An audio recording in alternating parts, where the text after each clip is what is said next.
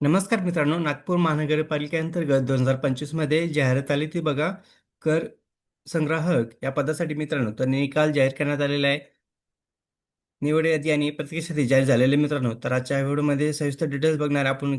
एकूण किती कॅन्डिडेटची निवड झालेली आहे आणि प्रत्येक यादीमध्ये किती कॅन्डिडेट आहे हे सर्व डिटेल्स बघणार आहे मित्रांनो. तर व्हिडिओ स्किप न करता शेवटपर्यंत बघा.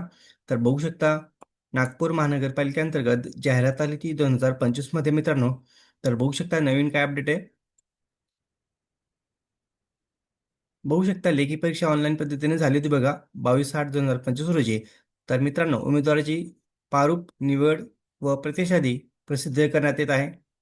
खाली बघू शकता पदाचं नाव, कर संग्राहक. एकूण पदे बघू शकता, 74 पदांसाठी ही जागा होत्या मित्रांनो, 74 जागा होत्या. तर यामध्ये कॅटेगरीज तुम्ही बघू शकता किती जागा आहे. तर खाली बघा मित्रांनो, अनुक्रमांक, बैठकीचा क्रमांक, उमेदवाराचे नाव, लिंग, जन्मदिनांक, कॅटेगरी, ऑनलाईन परीक्षेचे एकूण गुण आणि नेमणुकीचा कॅटेगरी, नेमणूक कॅटेगरी बघा. तर खाली बघू शकता तुम्ही निवड यादी आणि प्रतीक्षा यादी अशा दोन यादी आहेत मित्रांनो.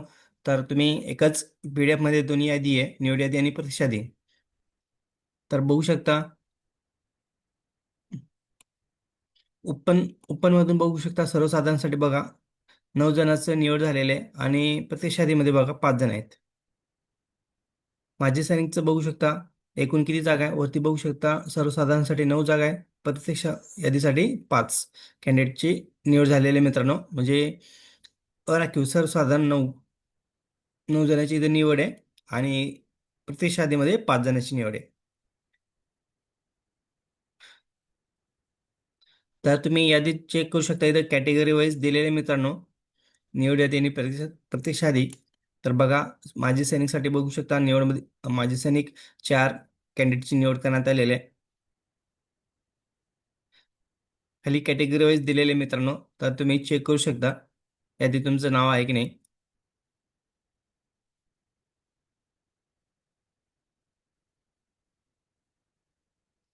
आणि बघा मित्रांनो, हे रिझल्ट कधी लागलेले आहे बघू शकता, 20/2/2026 रोजी निकाल जाहीर करण्यात आलेला आहे.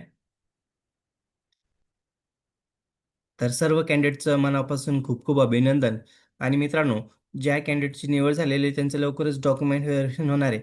आणि जे कॅन्डिडेट समजा प्रतीक्षा यादीमध्ये म्हणजेच वेटिंग लिस्टमध्ये, त्या कॅन्डिडेटला पण संधी भेटू शकते मित्रांनो. जर काही जे कॅन्डिडेट निवड झालेले आहेत आणि त्या कॅन्डिडेटने जर डॉक्युमेंट व्हेरिफिकेशनमध्ये त्यांचे डॉक्युमेंट क्लिअर नसले, तर त्या कॅन्डिडेटला बाद करण्यात येईल आणि जे वेटिंग लिस्टमध्ये त्या कॅन्डिडेटला संधी देण्यात येईल. त्यामुळे मित्रांनो, ज्यांची निवड झालेली आहे आणि जे प्रतीक्षादीमध्ये अशा सर्व कॅन्डिडेटने मित्रांनो सर्व डॉक्युमेंट काढून घ्या. लवकरच डॉक्युमेंट व्हेरिफिकेशन होईल, ते लवकरच अपडेट येईल मित्रांनो. तर 15 ते 20 दिवसात तुमचं डॉक्युमेंट व्हेरिफिकेशन होऊ शकतं. त्यामुळे सर्व डॉक्युमेंट काढून घ्या, एक पण डॉक्युमेंट मिस करू नका. एखादा डॉक्युमेंट मिस असेल तर तुम्हाला अपात्र ठरवण्यात येईल.